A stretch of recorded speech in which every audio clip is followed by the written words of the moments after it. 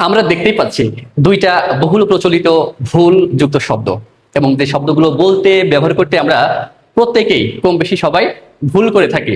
একটা হচ্ছে সর্বজনীন, একটা কি সর্বজনীন, আর আরেকটা হচ্ছে সার্বজনীন। তাহলে সর্বজনীন আর সার্বজনীন এটা কি আদৌ এক নাকি আলাদা? আসলেই আলাদা, কিন্তু আমরা অধিকাংশ ক্ষেত্রেই অধিকাংশ মানুষই এই দুইটা শব্দের সঠিক যে প্রয়োগ সেটা বলতে এবং লিখতে উভয় ক্ষেত্রে আমরা ভুল করে থাকি। আজকে আমরা সবাই একদম গুঁড়ো থেকে বুড়ো যারা এই সমস্যায় জর্জরিত, আজকের এই ভিডিও দেখার পর আশা করি সর্বজনীন আর সার্বজনীন এই শব্দ দুইটা নিয়ে আর কোনো সংশয় থাকবে না। আমাদের প্রথম শব্দটি হচ্ছে সর্বজনীন। সর্বজনীন হচ্ছে এক কথায় প্রকাশ যুক্ত একটা শব্দ, এবং এটাকে আমরা যদি অর্থ করি কি দাঁড়ায়? সকলের জন্য প্রযোজ্য, সকলের জন্য প্রযোজ্য, সকলের জন্য অনুষ্ঠিত, সকলের জন্য কল্যাণকর, সকলের জন্য মঙ্গলজনক।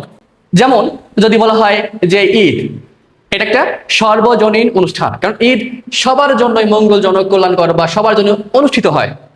এরপরে যদি বলি যে পহেলা বৈশাখ একটা সর্বজনীন অনুষ্ঠান, সবার জন্যই হয়, মঙ্গলের জন্য, কল্যাণের জন্য, তাহলে দুর্গাপূজা সর্বজনীন অনুষ্ঠান, সবার জন্য।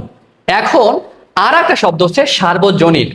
সার্বজনীন এই শব্দের অর্থ হচ্ছে সকলের মধ্যে যিনি প্রবীণ বা জ্যেষ্ঠ এরকম ব্যক্তিকেই বলা হয় সার্বজনীন। আবার বলি, সার্বজনীন মানে হচ্ছে সকলের মধ্যে প্রবীণ অথবা জ্যেষ্ঠ এরকম ব্যক্তিকে বলা হয় সার্বজনীন।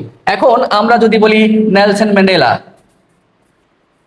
নেলসন ম্যান্ডেলা, তাহলে এই নেলসন ম্যান্ডেলা হচ্ছে একজন সার্বজনীন নেতা, একজন সার্বজনীন নেতা।